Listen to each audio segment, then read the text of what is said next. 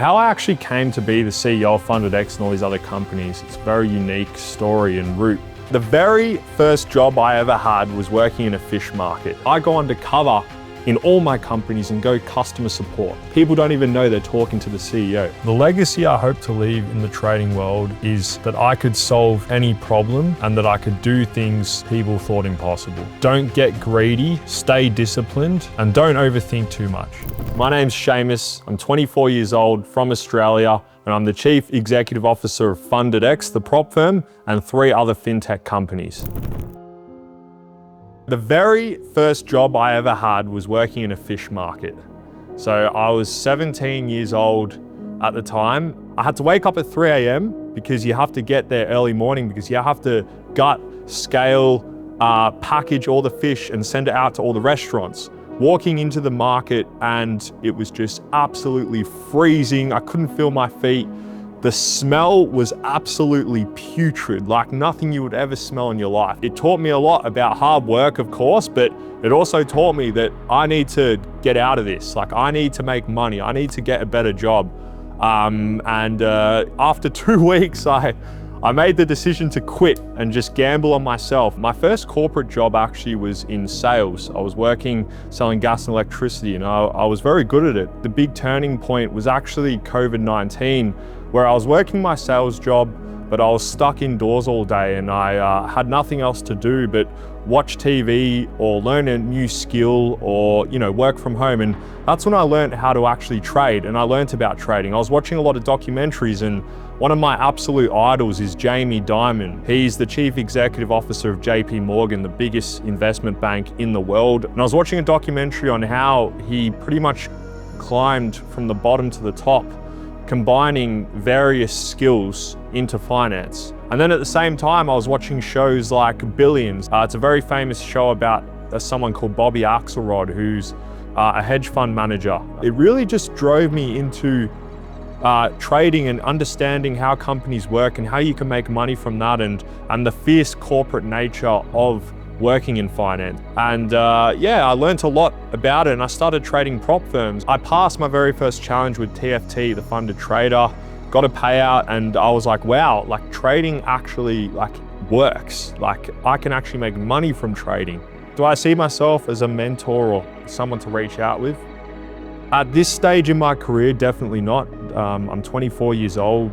Yes, I'm the CEO of all these companies and whatever. I'm doing all these things, but I think I'm not good enough to be someone's mentor as of yet, nor am I experienced enough. I think what separates an entrepreneur or a trader to be successful in the industry, like traits that they need, I think there's 2 traits here that you have to have it. Effort and discipline.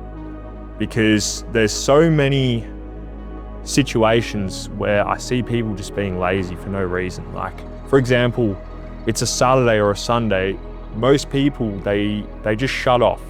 They go out to clubs, they go to restaurants, they socialize. If you want to make it, you can't be doing that. Like, you have to sacrifice a lot of things, and weekends need to be a sacrifice. Like, I sacrifice my weekends. So how I actually came to be the CEO of FundedX and all these other companies, it's a very unique story and route. I was friends with AJ at the time when we were both just posting about trading. I ended up combining my sales skills with my trading skills and landed a job in a wealth management firm. Now, I was one of the only people working for this company that didn't have any degrees at the time. They actually paid for my degrees and sponsored me to do them. But I got the job as a funds acquisition specialist. And that's when I started my journey in the professional finance space. My job was to bring in ultra high net worth individual investors and capital into the firm. 2 weeks into the job, I landed one of the biggest deals for a new guy ever. I brought in a client, he deposited $52 million. Went on from there, 1.5 years later, got promoted, ended up being a private wealth manager. I posted on my story, finally got promoted. Who wants to join my book? And AJ saw the story. And of course, we've been speaking as friends, but he just straight away, he was like, bro, come work with me. I need a CEO, I need a right-hand man. Come join me, let's fucking do this. Move to Dubai, I need you, bro. Like, I understand you're killing it right now, which I was making good money. Like, I was very comfortable. But he was like, bro, just think about what we can do.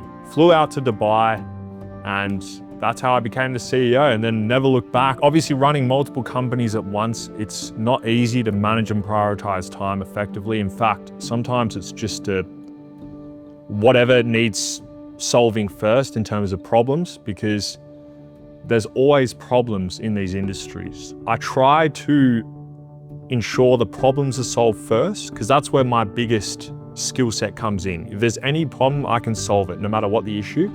Then it's about scaling. It's about ensuring I know everything top to bottom. Now, I go undercover in all my companies and go customer support. That's what I do. Like, I'm the customer support agent sometimes. People don't even know they're talking to the CEO. But I do this so I understand top to bottom what is going on. The good thing is I have a great team around me.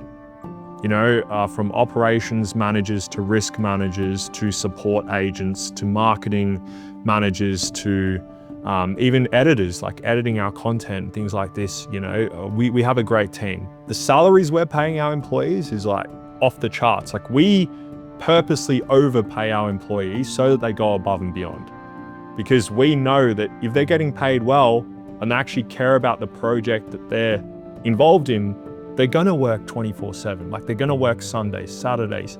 If I text my guys at 9 p.m., they're gonna respond. Guys, today is a very special day. Wayond just launched his Discord community. You can join using the link below. By joining the community, you can find discounts and offers from our partners and exclusive giveaways for our community members. You can give suggestions and feedbacks for future content and interact with the Wayond team. There is so much more to explore. You can network with other traders and get access to educational content. Don't miss out. Join today. So my approach to trading evolved a lot since I first started. The first trade I ever did, I'll never forget it, because at the time it was a news trade, but I didn't know it was a news trade because I didn't even know what news trading was, but it was on gold. I had 4,000 Aussie dollars. I had no idea about Forex, and I was thinking it's the same as stocks because I did know about stocks. Now, the fluctuations between stocks and Forex is completely different, because Forex has leverage, right? And there is leverage with stock trading too, but I was doing spot stock trading, so no leverage. Forex, 30x leverage, which that's the Australian standard. Put it in, straight away down $1,000. I was literally like falling off my chair. I'll never forget it. I did not know what was going on. I look back at my screen and I'm up $300. Like, because you know how it goes with news trading, all the way down, all the way up, all the way down. And then I ended up taking like $100 profit. And at that time, I knew nothing about anything. And then from there, obviously it evolved into learning the basics behind technicals, support, resistance, RSIs, analyzing the chart, looking at like volume coming in, all these sort of things. And then it evolved to like actually developing a strategy. Now, AJ's strategy is the liquidity trap, which essentially is going against everyone else. My strategy is I'm a very big scalper. In my eyes, it's like a continuation model, like very certain setups where you're getting in right on the support zone and you're closing right at the resistance zone. That's all I'm looking at. Like, that is my strategy to a T, and it's always on the 5-minute chart. And I'm happy with making like $500 a day. Like, I'm not going for these big, massive trades, no swing trading, none of that. I'm a very risk adverse trader, and I only trade 2 pairs, gold and US 30. My high level trading skill, like where most value will come from, is stocks. I would say I'm one of the best stock traders going around. Like if I open my laptop right now, I haven't lost a trade all year so far for stocks, because it's all about fundamentals for me. If I wanted to invest into Apple, I know everything about what's going on in Apple, what products they're developing, when their newest iPhone's coming out, when their earnings release is coming out, what their debt to equity looks like, what their net profits are looking like, and the patterns there. That's where my skill set comes in.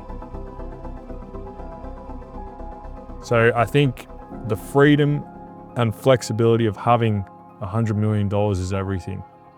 And you can go anywhere, anytime, or do anything you want, really. So yeah, that's my goal. And I think, you know, once you have that sitting in your bank account. You look back and you go, wow, it's not easy to do that, but I've done it. I've built myself freedom. So the legacy I hope to leave in the trading world is that I could solve any problem and that I could do things people thought impossible. For example, if there was a problem that no one had a solution for, I was the guy that could solve it. And that's a legacy that I think I want to leave, is like to show people that anything is possible and you can achieve the impossible, whether it's doing the job that you're doing to the best of its ability and solving problems within that job, or achieving the impossible from going from nothing to something. I think that's a legacy that I'd love to leave. And a legacy as well from my own personal self is that I treated everyone with respect, no matter who they are, where they're from, or what they do, whether they're, an outsourced customer support employee from, a country that doesn't have a lot of money, or whether they're, the highest ranking board member of multi-billion-dollar companies. It doesn't matter. I treated them the same and gave everyone the time of day. And I think respect is the biggest thing anyone can ask for in this day and age. So that's a legacy I want to leave as well. A piece of advice I would give to prop traders trying to succeed in the prop space is don't get greedy, stay disciplined, and don't overthink too much. The traders that lose the most, and I see it all the time, are the traders that get greedy. For example, they might have made like $1,000 in a day, but they keep trading and trading and trading until they get $50,000. And it's a mentality where they think that they can get rich overnight, and it's not the case. The best traders I see in the world and in the prop space are traders that take 3 trades a day. They come, they trade. If those 3 trades were winners, they're done for the day. And it doesn't matter about the amount, whether it's $1,000, $10,000, $2,000, $3,000, doesn't matter. They stick to their risk rules. And if those 3 trades are winners, they're done. If those 3 trades are losers, they're also done. It doesn't matter. They show up the same time, the same place every single day with discipline. I think revenge trading is a big problem. And I've been there before. I've done it. When I first started trading and I lost my first trade, I got so angry that I said to myself, you know what? I'm doubling down now. I'm trading double what I traded the last trade to make back what I lost. And it's a recipe for absolute disaster if you do this. Like, you go down a bad path, your anxiety will go through the roof, your psychology will go backwards, all of these things, and it really does affect you. So I think my biggest advice is just stick to a set of rules that are easy to be followed. If you enjoyed this episode of Passionz, subscribe to Wayond for more.